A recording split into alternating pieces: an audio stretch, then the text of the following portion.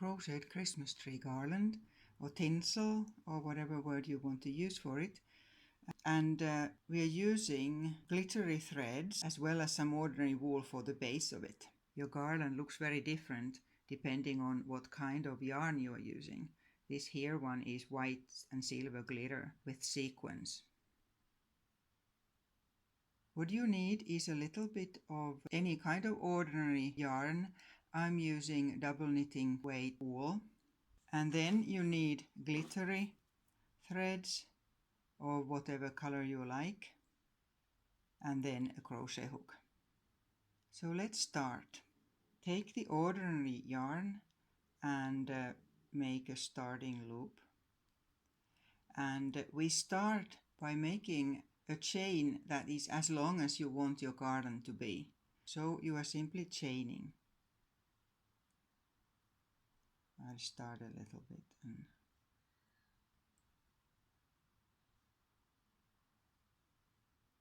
and so on. So make a chain as long as you want your garland to be. I'm not making a very long one, so it's easier to see what I'm doing. After your chain is long enough, we'll start making some double crochets on it, and that's double crochet using the American term. It's treble in British crochet terms. So you'll make a first one into the fifth, starting from the hook. 1, 2, 3, 4, 5, the fifth stitch. So you're making a double crochet there.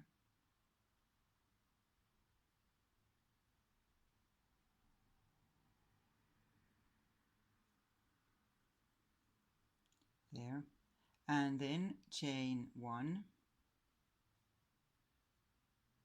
and another double crochet, not to the next stitch, but you skip one and then one after that.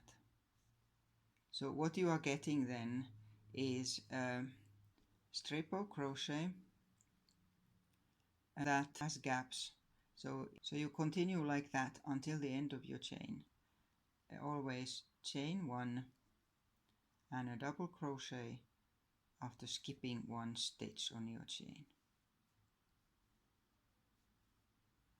There. So here I am at the end of the row, and then you simply cut off your yarn and pass it through. We won't need this yarn again. And then we start making loops using the glitter threads. Here I have my first glittery thread, green and silver, and we attach it here in the first hole. So just get the yarn, and I'm making a single crochet taking both strands of my thread so it stays there. And then we start making chain loops into every second one of these holes on our previous row here, and making the loops different lengths so that it brings more variation to my garland.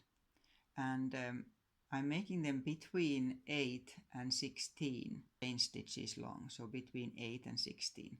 I'll start now with an 8 one. 2, 3, 4, 5, 6, 7, 8. And I don't go to the next one, but I skip one and go here and attach it there using a single crochet. So it looks like that.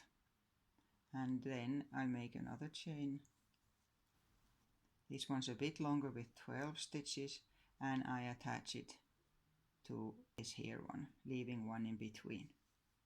And simply this is how you continue until the end of this piece. Now I'm at the end, and then we just continue on the other side. So again, make a chain, and then we attach it to the other side. I attach it to a hole that doesn't have this here on the other side of it, so I'm using this every second one like this here.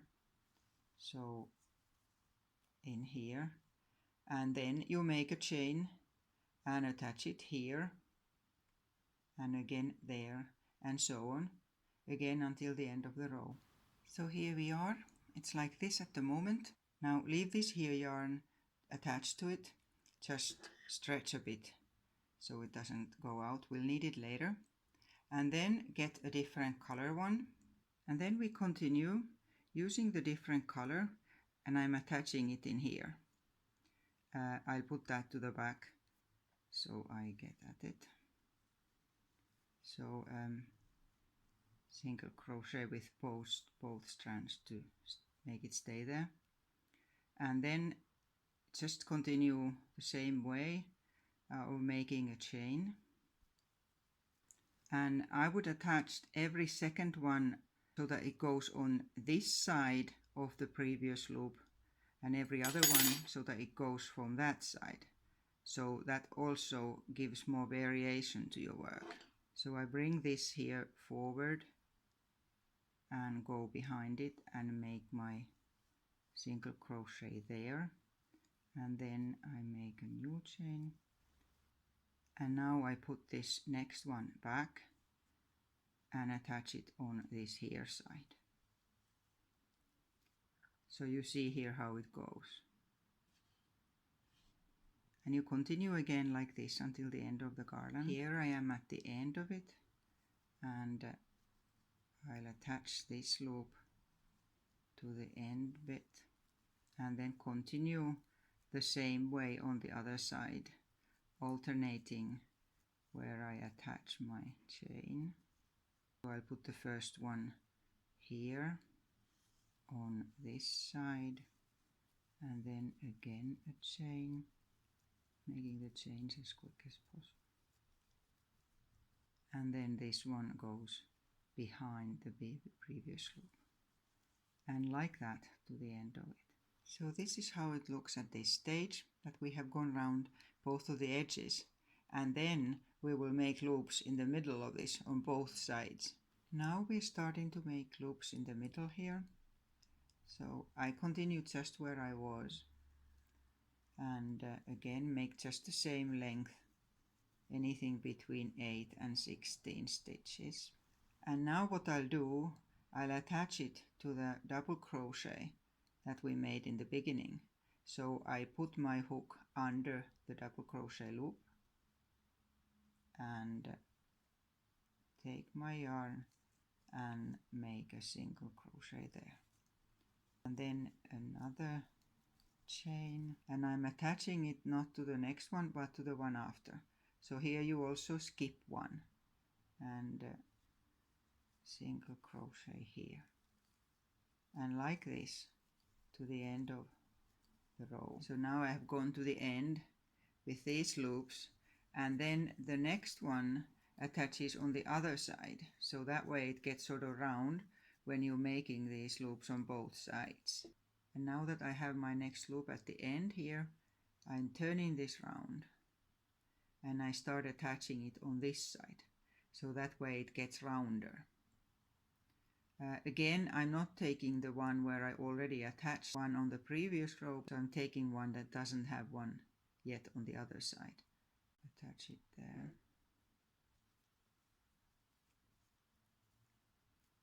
And then, just like on the other side, you always skip one double crochet in how you attach it. So if you can see, this one has one attached and that one, so I'm using this here one to attach it to, and so on until the end of the row. And after you finish doing it on that side, then you can cut this here thread off.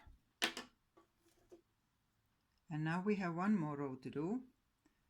Find where you left off the other yarn. I'm in here, and I'm starting to do a row in the middle next to the one I just made there, both sides. So again a chain, and find a place where you haven't on the same side attached a loop. So for me it's in here.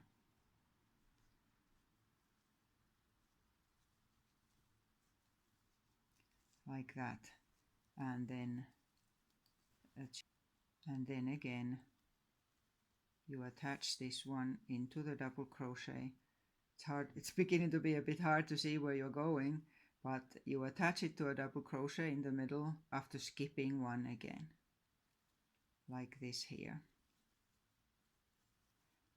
So you continue like this until the end of your garland, then you turn it around and you do it just the same on the other side like we did with the first color.